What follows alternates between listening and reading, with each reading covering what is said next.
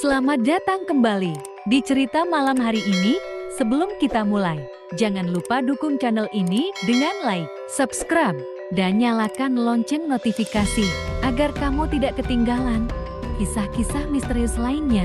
Sekarang, ambil posisi ternyamanmu, tenangkan pikiran, dan biarkan kisah ini membawamu perlahan ke tanah Sunda kuno. Kerajaan Pajajaran dikenal sebagai salah satu kerajaan besar di tanah Sunda.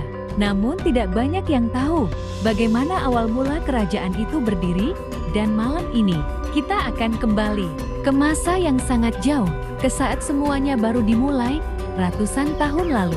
Wilayah yang kini dikenal sebagai Jawa Barat masih dipenuhi hutan lebat, kabut turun hampir setiap pagi, gunung-gunung tinggi berdiri mengelilingi lembah, sungai-sungai mengalir jernih membelah hutan dan perkampungan kecil. Pada masa itu, belum ada kota besar, belum ada jalan ramai, yang terdengar hanyalah suara alam, burung-burung dari kejauhan, air sungai yang mengalir tenang, dan angin dingin pegunungan Sunda. Masyarakat hidup sederhana, sebagian menjadi petani, sebagian berburu, dan sebagian lagi berdagang antar wilayah kecil. Namun perlahan, di tanah yang tenang itu, mulai muncul sebuah kekuatan baru. Sebelum Pajajaran berdiri, lebih dulu ada kerajaan tua yang dikenal sebagai Kerajaan Sunda. Kerajaan ini dipercaya berkembang di wilayah barat Pulau Jawa, dipimpin oleh Raja-Raja Sunda.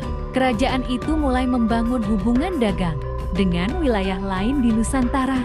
Pelabuhan mulai ramai, pedagang datang membawa kain, logam, dan rempah-rempah. Perlahan, kehidupan masyarakat berkembang.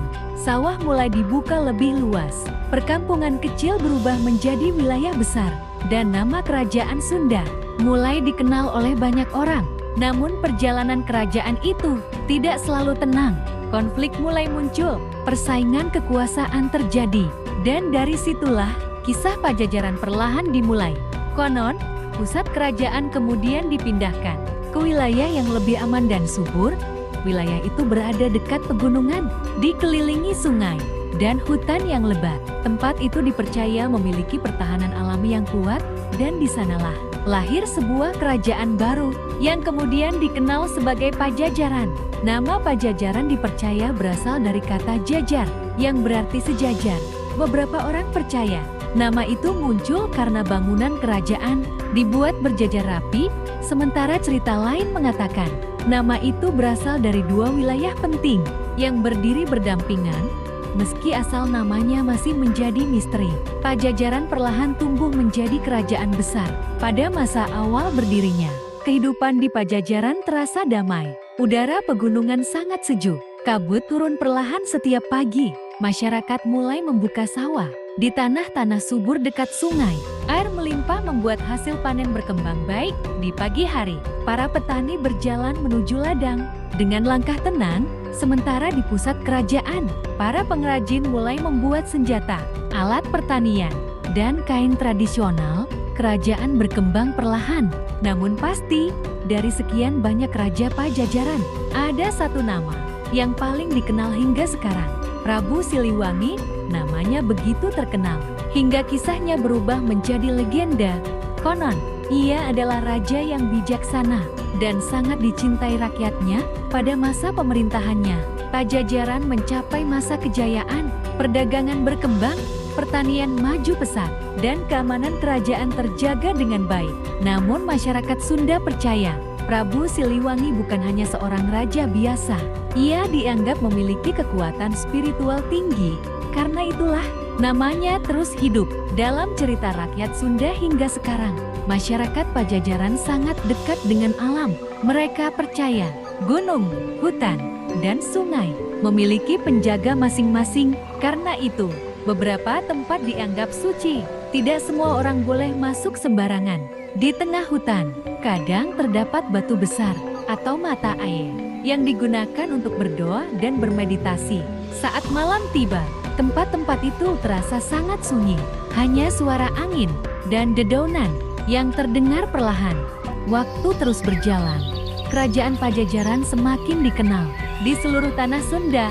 Namun seiring berjalannya waktu, kisah kerajaan ini mulai dipenuhi misteri tentang raja yang menghilang, tentang hutan-hutan berkabut, dan tentang jejak Pajajaran yang dipercaya masih tersisa hingga sekarang. Kini, kerajaan itu memang telah lama hilang, namun namanya tetap hidup dalam cerita, dalam legenda, dan dalam angin malam pegunungan Sunda. Namun kisah Pajajaran belum benar-benar selesai, karena setelah kerajaan itu berdiri, tanah Sunda perlahan berubah menjadi wilayah yang semakin ramai dan semakin dikenal oleh kerajaan-kerajaan lain.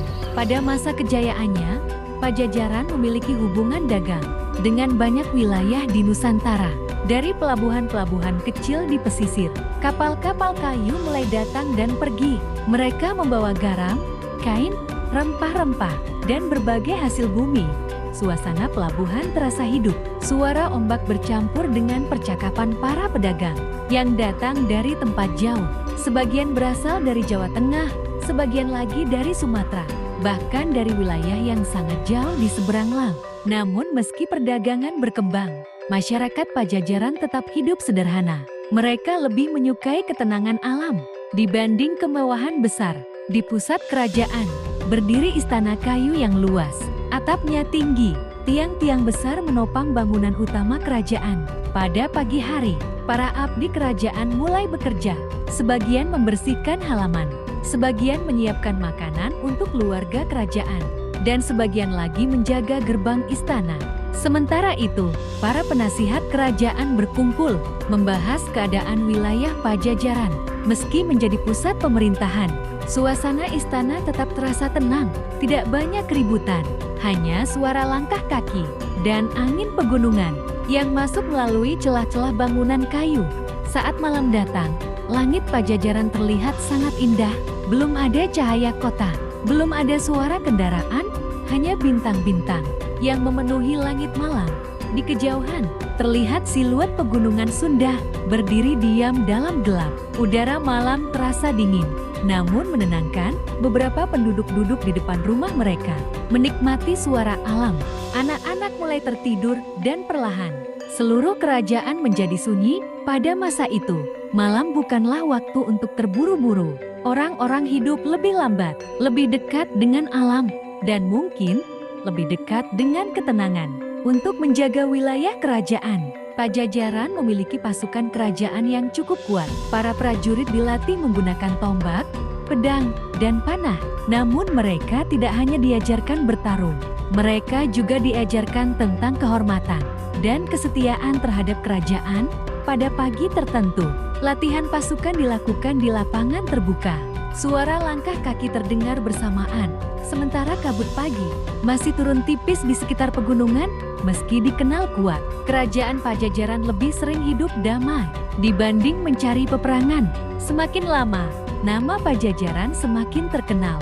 Dan bersama itu, muncul pula banyak cerita rakyat tentang Prabu Siliwangi yang dipercaya dapat berubah wujud menjadi harimau putih, tentang hutan larangan yang tidak boleh dimasuki sembarangan, dan tentang suara gamelan misterius yang kadang terdengar saat malam berkabut. Tidak ada yang tahu pasti mana yang benar dan mana yang hanya legenda. Namun cerita-cerita itu terus hidup dari generasi ke generasi. Saat musim hujan tiba, tanah Sunda menjadi sangat dingin. Kabut turun lebih tebal dari biasanya. Pepohonan basah oleh hujan sepanjang malam, dan suara ar terdengar dari berbagai arah. Pada malam seperti itu, masyarakat lebih banyak tinggal di rumah. Mereka duduk dekat api kecil sambil mendengarkan cerita dari orang tua. Cerita tentang kerajaan lama, tentang roh penjaga hutan, dan tentang tempat-tempat sunyi yang dipercaya memiliki misteri tersendiri. Suasana terasa damai, hanya suara hujan yang terus menemani malam panjang. Tahun demi tahun berlalu, Pajajaran berkembang menjadi kerajaan besar yang dihormati di tanah Sunda. Wilayahnya luas, rakyatnya hidup cukup makmur, pertanian berkembang baik, dan perdagangan berjalan lancar. Pada masa itu, kerajaan terlihat begitu kuat. Namun seperti semua kerajaan di dunia, waktu terus berjalan, dan perlahan, masa kejayaan itu mulai berubah. Hubungan dengan kerajaan lain mulai berubah. Konflik kecil mulai muncul, perdagangan tidak lagi setenang dulu, dan perlahan, suasana kerajaan mulai berbeda. Meski begitu, masyarakat tetap menjalani kehidupan mereka seperti biasa. Para petani masih pergi ke sawah setiap pagi, pedagang masih membuka pasar, dan kabut pegunungan Sunda masih turun perlahan setiap malam. Namun jauh di dalam kerajaan, orang-orang mulai menyadari bahwa masa besar Pajajaran tidak akan berlangsung selamanya.